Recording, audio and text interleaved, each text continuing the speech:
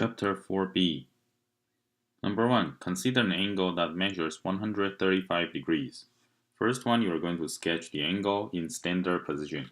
What's an angle in standard position? So make sure put your initial side. We said there are two sides to an angle. You need two sides to form an angle. Your initial side needs to be set to the positive x-axis. So I'm going to mark it in red. So you have to put the initial side on the positive x and then the terminal side. So because 135 degree is greater than 90 degree, so it definitely passed the right angle 90 degree, and it's less than 180 degrees. So it's going to be in between 90 degree and 180 degree, which is in second quadrant, 135 degrees. Determine a positive coterminal angles. So this positive coterminal angles, you simply add 360. So 360 plus 135, I have 495. Negative coterminal angles. So you simply subtract the angles by 360. So when it's positive, you add 360. When it's negative, you subtract 360. So 135 minus 360, we get negative 225 degrees. Convert the angle to radians. So this formula I've been reminding you, you take what the angle measurement, whatever the angle measurement you are given, multiply that by 2 pi over 360. 2 pi over 360, because 2 pi equals 360 degrees. So you're basically multiplying 1 over 1. But you are able to convert the degree into radians. So make sure you remember this formula. Multiply the degree by 2 pi over 360. You get 3 pi over 4. Question number 2. Given that tangent theta equals 5 over 3 and theta is an acute angle. Acute angle means that it's going to be less than 90 degrees. Find the other 5 trigonometry functions of theta. So first I would like to graph it. Because I know it's an acute angle, so I designate the angle theta as shown in the figure. And tangent is defined as opposite over adjacent. Opposite over adjacent. So I have 5 as my opposite, 3 as my adjacent. Opposite over adjacent. So same thing as you are given 5 over 3. Opposite over adjacent. How do I figure out the hypotenuse? Hypotenuse using the Pythagorean theorem is going to be 3 squared plus 5 squares. The square root of 3 squares plus 5 squares, which is square root of 34. So now we have all three sides. The hypotenuse, the opposite side, the adjacent side. So don't forget, the opposite is a side right across from the angle, theta. Adjacent side is the other side that makes up the theta with the hypotenuse. So adjacent side is the one that makes up the angles with the hypotenuse. So sine theta is going to be 5 over square root of 34. Rationalize it, becomes 5 square root of 34 over 34. Cosine theta is going to be 3 square root of 34 over 34. Tangent theta, you're given already, 5 over 3. Cosecant theta. So cosecant theta, remember cosecant is simply the reciprocal of sine. So I simply flip top to bottom, bottom to top. So the reciprocal of sine, cosecant theta equals square root of 34 over 5. Secant theta. Secant is the reciprocal of cosine. So once again, secant is the reciprocal of cosine. So I take square root of 34 over 3. Cotangent. Cotangent is the reciprocal of tangent. Cotangent is the reciprocal of tangent. So 5 over 3. Take the reciprocal, put top to bottom, bottom to top. Cotangent theta equals 3 over 5. Question number 3. Sketch the following. Label all sides of triangle and give the exact answers. Sine 210 degrees. 210 degrees is greater than 180, less than 270. So the angle is going to be falls in the third quadrant, greater than 180 degrees. So it's going to be in the third quadrant. The reference angle is going to be 210 minus 180. Remember, reference angle is always with respect to the x-axis. So 210 minus 180, that's 30. So the reference angle is 30. So sine 30 degrees in third quadrant, don't forget it's going to be negative. So sine 210 is going to be negative 1/2. Cosine 60 degrees. So 60 degrees is greater than 0 but less than 90 degrees. So it's going to be in the first quadrant. 60 degrees. So the ratio of cosine 60 is going to be 1/2 or 1/2. Tangent 120. So 120 degree. 120 is greater than 90 but less than 180. So this angle is going to fall in the second quadrant. Tangent is defined as opposite over adjacent. 120 because it's in second quadrant, so I take 180 minus 120. That gives me the reference angle as 60 degrees. So tangent 60 degree in second quadrant will have a ratio of negative 3/1. Negative square root of 3/1. Negative square root of 3/1, which is negative square root of 3. Letter D, cosecant 225. So CSC stands for cosecant. Cosecant 225. 225 is greater than 180 and less than 270. So this angle is going to fall in the third quadrant again. Cosecant 225. I'm not so used to cosecant, so I'm just going to use sine. Sine is the reciprocal of cosecant. So what's sine 225? Sine 225 with a reference angle of 45 degrees. I know it's going to be 1/2. So the reciprocal of that, and in third quadrant, my answer for letter D is going to be negative square root of 2. Letter E, secant 315. So 315 is greater than 270 and less than 360. So this angle is going to fall in the fourth quadrant. Secant, again, I'm not so used to secant, so I'll just take the reciprocal, which is cosine. Cosine 45 degrees in the fourth quadrant, so cosine is going to be positive with a ratio of 1/2. So secant, the reciprocal of 1/2 is going to be square root of 2. So I just quickly go over the review on the reference angles. Question number 4. Find the exact values. So this is the 6 trig ratios I've been quizzing you. So make sure you practice this. As I mentioned over several times, that this is very beneficial if you decide to pursue higher level math. For example, the calculus. It is almost like a requirement for you to be able to do this when you take the calculus. So make sure you practice this. Best way for you to do this is look at the first quadrant angles, which we discussed before. 0 degree, 30 degrees, 45 degrees, 60 degrees, 90 degrees. Make sure you practice all this, and then with the sine, cosine, tangent values, find the cosecant, secant, cotangent using the reciprocal concept. Based on the reference angles, you can extend all the values from your first quadrant into the second, third, and fourth. Remember to change the sign for each according. In the second quadrant, your adjacent side is negative. In the third quadrant, your adjacent side opposite. Both your adjacent and opposite are negative. In the fourth quadrant, the opposite side is negative. Number 5, sketch and label, find the exact values. So here I'm trying to emphasize, what does it mean by, so letter A, you have sine inverse function of -1.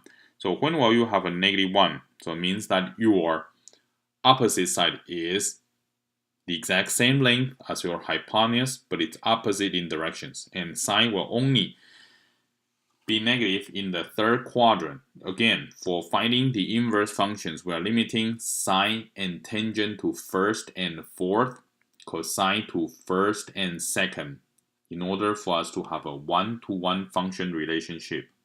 So letter A for 5A is going to be 270 degrees. Letter B, cosine, negative value, so it's going to be in the second quadrant, -1/2. So I mark down the opposite side, the adjacent side for cosine is -1. for the hypotenuse is positive 2. So only when you have an angle of 120. So letter B is going to be 120 degrees. Tangent 1, the inverse of tangent 1. So now your opposite and adjacent are exact the same values. Opposite and adjacent are exact same values. And this only happens when you have a isosceles triangles, 1 over 1.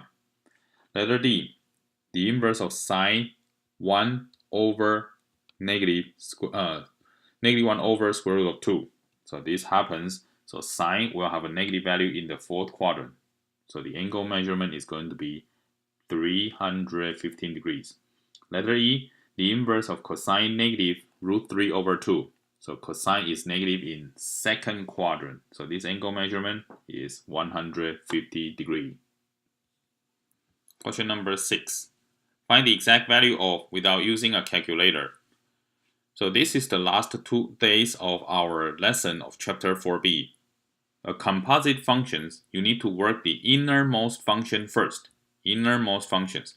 So letter A, you have tangent, the inverse function of cosine, negative 1/3. Negative for cosine, it would have to have an angle in the second quadrant. So that's why I draw it in the second quadrant. Cosine is defined as adjacent over hypotenuse. So our adjacent is going to be negative 1, hypotenuse is going to be positive 3. How do I find the opposite? So using the Pythagorean theorem, the square root of 9 squared, the square root of 3 squared, the square root of 3 squared minus 1 squared, which is the square root of 8. Square root of 8, I can simplify it down to 2 square root of 2. So the opposite side is going to be 2 square root of 2. Tangent is defined as opposite over adjacent. So opposite, we find it to be 2 square root of 2. Opposite is positive here in second quadrant. Adjacent is negative. So 2 square root of 2 over negative 1, which is negative 2 square root of 2. Letter B, cosine, the inverse of sine, negative 0.5. So this first one, I would like to rewrite the 0.5 into 1/2, a ratio 1/2 rather than decimal numbers. So whenever it's 1/2, I know it's going to be 30 degrees. So basically this question is asking you, what's cosine 30 degree? Cosine 30 degree, if you remember your 6 trig ratios very well, it's going to be root 3 over 2. And if you follow the previous example, I have sine defined as opposite over hypotenuse. Opposite is 1, hypotenuse is 2, so we can calculate the adjacent side to be square root of 2 squared minus 1 squared, which is square root of 3. You get the exact same result, root 3 over 2. C, secant of the inverse of sine 3 over 5. 3 over 5, so this is Pythagorean triples, 5, 3, 4. 5, 3, 4. So secant is defined as hypotenuse over adjacent, which would end up with the result of, so letter C is going to be 5 over 4. Letter D, sine, the inverse of tangent, negative 0.2. So again, I rewrite the 0.2 into fraction format as negative 1/5. Negative 1/5. So I can calculate the hypotenuse to be square root of 5 squared plus 1 squared, which is square root of 26. So sine, the angle is x. Sine is defined as opposite over hypotenuse, which is negative 1 over square root of 26. Rationalize it would be negative square root of 26 over 26. Question number 7. Sketch the graph of each equation. Don't forget the scale of the x-axis is given by pi over 4. So each of your scale here is going to represent as pi over 4, which is 45 degrees. So it's going to take 4 units to be 180 degrees. So don't forget. So 7, you have y equals 4 times cosine x minus pi. So I like to compare this equation to a times cosine b times cos x minus c plus d. So obviously, our a should give us the amplitude information. The absolute value of our a should be the amplitude, which is 4. Period. How do I find the period? So I take 2 pi divided by b. So in this case, b is 1. 1 times x minus pi. So 2 pi over 1, which is 2 pi. Then I take this number, don't stop there. Take this number divided by 4. That's where we are going to mark down our quadrantal angles. So 2 pi over 4, which is pi over 2. That means every 90 degrees, you will have a whole number output y values. So now, do we have all the information that we need to graph? So c equals pi, which means you have to move right 180 degrees. So that's first thing. Make sure you put it right 180 degrees. D equals 0. So our axis stays as the x-axis, y equals 0 line, because D equals 0. Then I mark down. So it's not going to go over positive 4. It's not going to go below negative 4 because the amplitude is 4. With the horizontal shift of pi, so once again I mark down pi, and cosine starts from, remember I said cosine starts from maximum, 0 maximum. And then the next quadrantal angle is going to be 2 pi, so I have to use 2 pi, I have to move right 2 units. So maximum, 0, minimum, 0, maximum. Connect the dots for the cosine functions. And this should complete one full cycle. 3 pi minus pi, that's 2 pi.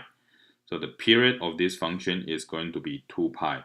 From here, you can continue to make another period if you want to. This way, it should be very quickly right now. So every 90 degrees, every pi over 2, I should have a 0 or maximum or a minimum. 0, maximum, and then I keep repeating. Number 8, y equals negative sine 2x minus 3. So again, compare that to a times sine b x minus c plus d. So for the amplitude, I take the a value, which is the absolute value of negative 1, which is positive 1. So the amplitude is 1.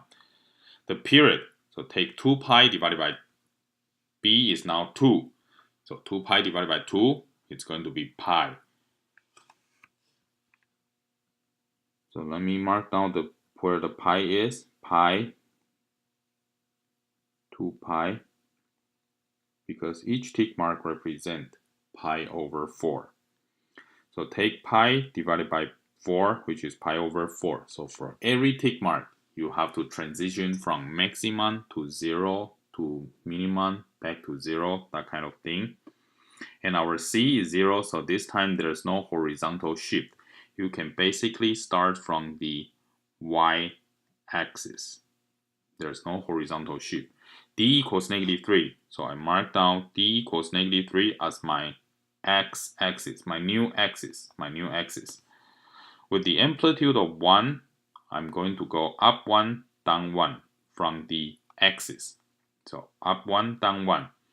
So since there's no horizontal shift and I have a negative 1, I will start from minimum, 0, maximum, 0, minimum. So this complete one full cycle, and then you can see it indeed complete one cycles within pi, within the 180 degree. From here, you can just keep going. You can just keep going to make your graph. Every 45 degrees, you should transition from one position to the next one.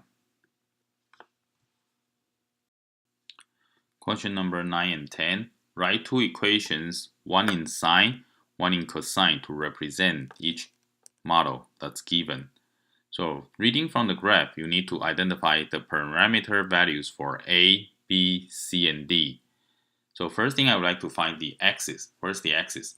So I take the maximum value, add to the minimum value, divided by 2. So graph number 9, maximum is 1, minimum is negative 1. 1 plus negative 1, that's 0. 0 divided by 2, that's 0. So the axis is going to be 0. That means our D is going to be 0. Amplitude. So amplitude, take the maximum, subtract the axis. So 1 minus 0, that gives us the amplitude of 1. How about B? So in order for you to calculate the B, you will have to figure out the period first. So for the period, it's going to be, because each tick mark represents as pi over 4. And it takes 4 tick marks to complete from minimum to minimum on this graph. Minimum to minimum. So 4 pi over 4 times 4. Each tick mark represents as pi over 4, and it takes 4 units of it to complete one cycle. So pi over 4 times 4, that's pi. So the period is going to be pi. How do I calculate the B? B equals 2 pi over period. 2 pi over period. Period is pi, so 2 pi over pi, which is 2. So that means our B value is going to be 2. Next, I'm going to decide where to start the functions. So for any sine functions, I would like to pick the points right, falls right on the axis. Falls right on the axis. So for this one, number 1, so I'm going to change to a color black to mark it down where I select as my number 1 point. It's this one right on the axis. That's number 1. Number 1, it falls on the axis.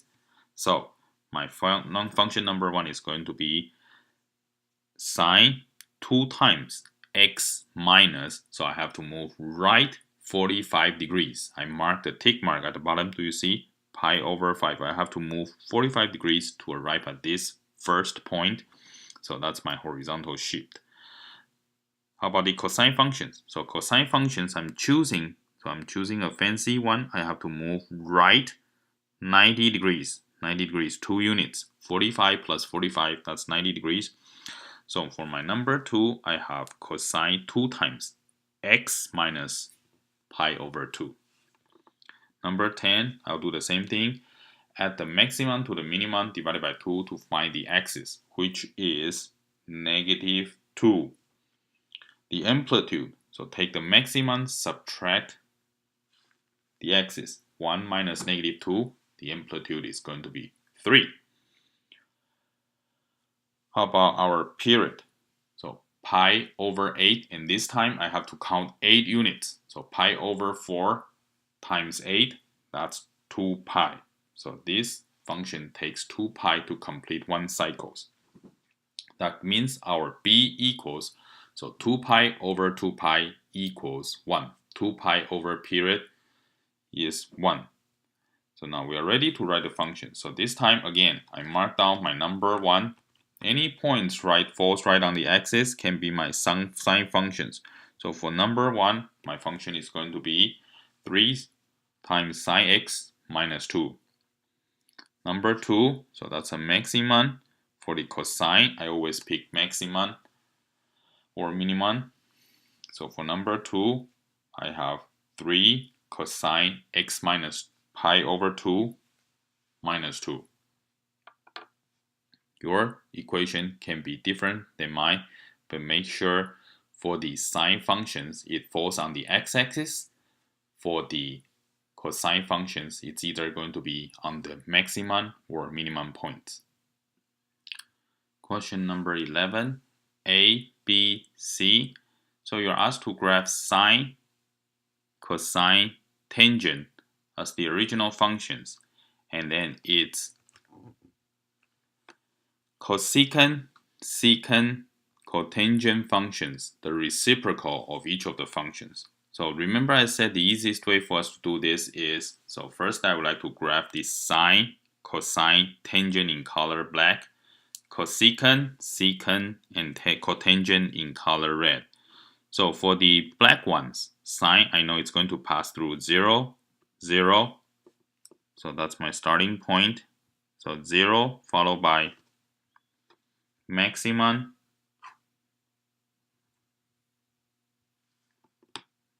0, maximum, 0, minimum, 0 for sine.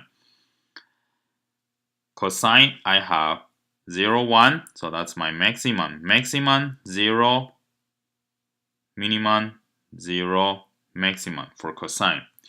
Tangent, it's going to from be from negative infinity passing through 0 up to positive infinity. And then I take the reciprocal of each. So the reciprocal of sine I use cosecant is in color red. So I basically flip it. So for zeros, it's going to be infinity. 0 is going to be infinities. So check on your answers. Question number 12 and 13. Use a calculator to find the value of the inverse functions. So make sure you practice this part on your calculators. You should get the exact same answer as mine here. You need to get the exact same numbers. And whenever it comes to a negative angle, make sure you add 360s in degree. When it's radians, add 2 pi. And 2 pi, remember pi has a value of 3.14. So 2 pi means that you are adding 6.28. So check on your 13D. That's the value I get when I add 6.28 to the negative 0.64. If you have any questions, make sure you ask. Practice, practice,